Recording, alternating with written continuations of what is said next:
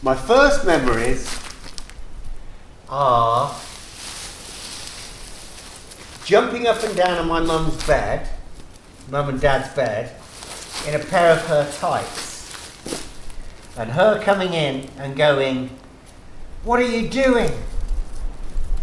Boys don't wear tights." And I was confused. I got told off, and I never wore them again. Does that mean I'm gay as an adult? No. Does it mean I'm a transsexual? No. But I did like the feel of the material on my legs. And as I grew up, when I was around girls who wore stockings on their legs, it really turned me on. I don't know why. Just did. Another early memory is searching for my saw. I was given a small toolbox, and all of a sudden the saw vanished, and I retraced my steps for days, weeks, searched high and low, and I just could not find where I put this saw. I think what might have happened, even though I questioned my parents as adults, they can't remember. They just sort of assumed that maybe they took it off me because it was a bit dangerous. It had a little plastic handle. It was a proper little saw, I think. But yeah, I wasn't allowed to have that. Another early memory is in the living room, looking out the window with my little brother Steve.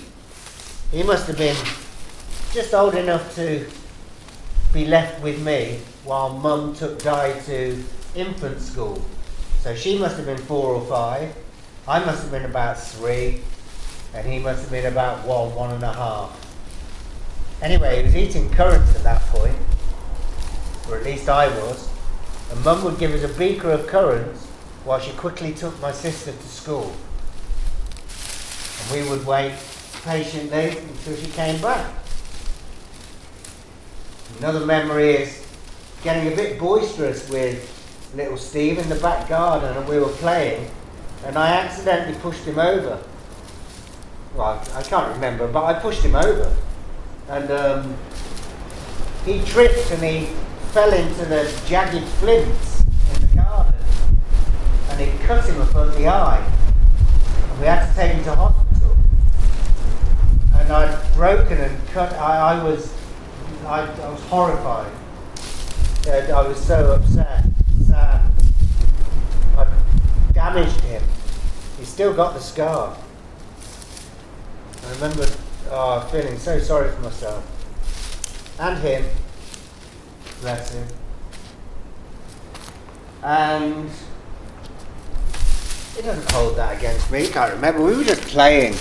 But obviously I was bigger and stronger. So, you know, my fault. I pushed him. We're probably wrestling, play fighting, you know, like infants do. But anyway, that was a horrible little situation. Came back and, well, no, it happened, and all I could do was cry my eyes out and try and bury my head in the sand in the living room, put a head on the pillows, screaming and shouting, while he was screaming, and they took us to hospital, and they sort of bandaged him up and brought him back out, his little sad face. It was horrible. Later on in life, I was with him on a gardening job, and he basically got a bit gung-ho on this mini digger, and you know, he was trying to do this stuff anyway. He ended up tipping the digger over, and as it was going, he tried to sort of falling over. He tried to jump out, and he bashed his head, and he cut himself on the sort of top of it, on his forehead. And I immediately got annoyed with him for doing it. I couldn't bear to see him cut like that in pain. and sort of almost, instead of you're right, sort of got arsey. It didn't. It only took another couple of sort of problems for me to walk off that job. But yeah, we've spoken about that before, but I haven't brought it up with him. That maybe the origins of my outrage at seeing that digger work wasn't the fact that he was being gung-ho. It's just I couldn't bear to see him on my watch hurting his head again. And especially when he was doing it, operating like a sort of like a negligent cowboy. That's an interesting expression, calling someone who's not fully professional at something a cowboy. Cowboys get a bad rap there. Sure they were professional in their own way.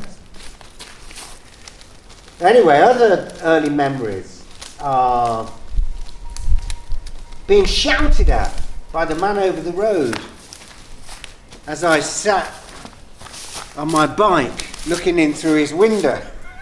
He came to the window and said, "Clear off, you nosy bugger."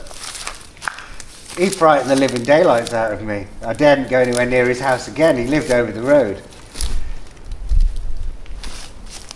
About maybe a year later, though, after there was a lot of anger at home, I didn't know why at the time. I just know my dad kept on coming back, angrier and angrier, and he was quite scary, really.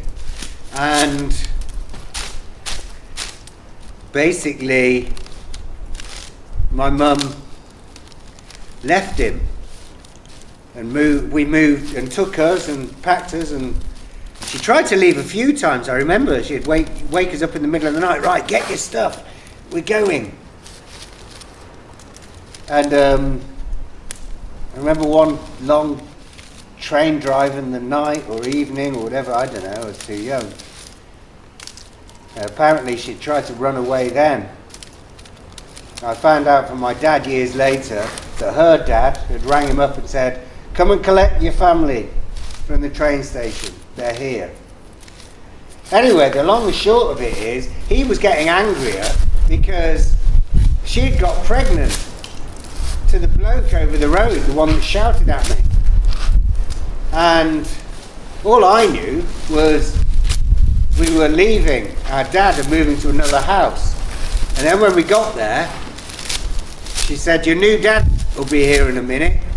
And I was like, "What do you mean, my new dad?" Anyway, I opened the door and it was him.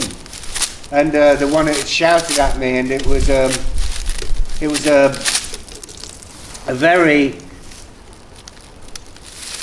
awful time for me. I was only 4, but I was old enough to not appreciate what was happening. So that was a kind of an early memory. Other early memories of playing. Oh no, there was a man in the woods that people were fearing. And so we weren't allowed on our own near the woods because he was getting people. And we'd heard about that. And a memory of the next door neighbour. He had an old square brown Ford Cortina. It was only really young, but I do remember the name of it. And there was a big bang and lots of smoke came up from his bonnet, and it had caught fire. And he was panicking, and obviously that panicked all of us.